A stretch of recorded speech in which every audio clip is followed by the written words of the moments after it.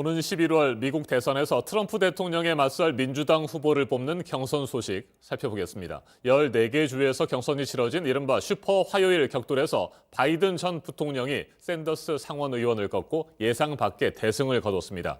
억만장자 블룸버그 전 뉴욕시장은 저조한 성적으로 중도 포기를 선언했습니다. 바이든과 샌더스 두 후보 간의 양자 대결 구도로 민주당 대선 후보 경선은 압축되고 있습니다. 워싱턴을 연결합니다.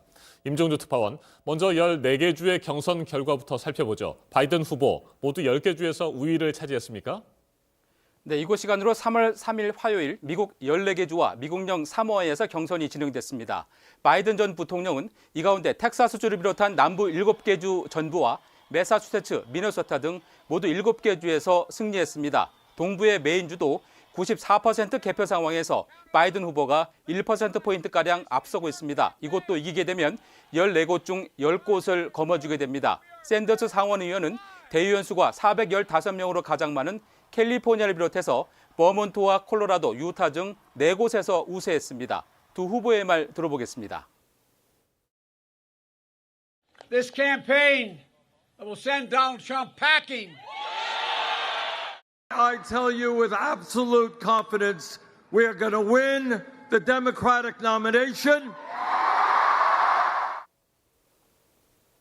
네, 바이든 후보가 경선 초반에는 부진을 거듭했는데 극적인 반전을 이뤄냈군요. 네, 바이든 후보는 초반 아이오와와 뉴햄프셔, 네바다주 경선에서 중하위권으로 떨어지면서 대세론에 큰 상처를 입었습니다. 그러나 네 번째 사우스캐롤라이나 승리로 반전의 계기를 마련했습니다. 여기에 아이오와 돌풍의 주역 부티지지와 클로버사 후보가 나란히 슈퍼 화요일 직전 사태와 함께 바이든 후보 지지로 돌아섰습니다. 민주당 주류에선 민주적 사회주의자를 자처하는 샌더스 후보로는 승산 가능성이 없다는 우려들이 나왔는데 반 샌더스 진영이 구축되면서 중도층이 바이든 후보로 결집한 것으로 보입니다. 네, 다크호스로 떠올랐던 억만장자 블룸버그 후보도 슈퍼 화요일에 전력 투구를 하지 않았습니까? 그런데 이렇다 할 존재감을 보이지 못했고요. 결국 중도 포기를 선언했어요. 네, 블룸버그 후보는 14개 주 가운데 단 한 곳도 건지지 못했습니다. 대의원 6명뿐인 미국령 사모아에서만 승리했습니다. 지난해 11월 뒤늦게 경선에 합류한 블룸버그 후보는 막대한 재력을 바탕으로 6천억 원이 넘는 홍보비를 앞세워서 지지율 2위까지 급상승했습니다. 그러나 지난달 첫 TV 토론에서 참패하면서 큰 타격을 받았고 이후 반전의 계기를 찾지 못했습니다. 결국 중도 사퇴를 선언하고 바이든 후보 지지로 돌아섰습니다.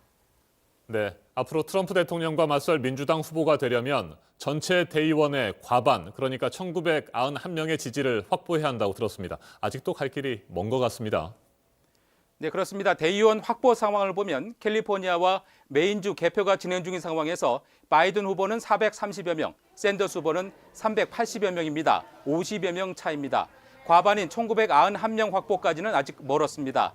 일단 바이든 후보는 상승세를 타며 대세론에 다시 불을 붙이고 있고 샌더스 후보는 주춤하면서 급해진 양상입니다. 다만 민주당 유권자들의 근본적인 물음은 과연 누가 트럼프 대통령을 이길 수 있는 후보냐 하는 것입니다.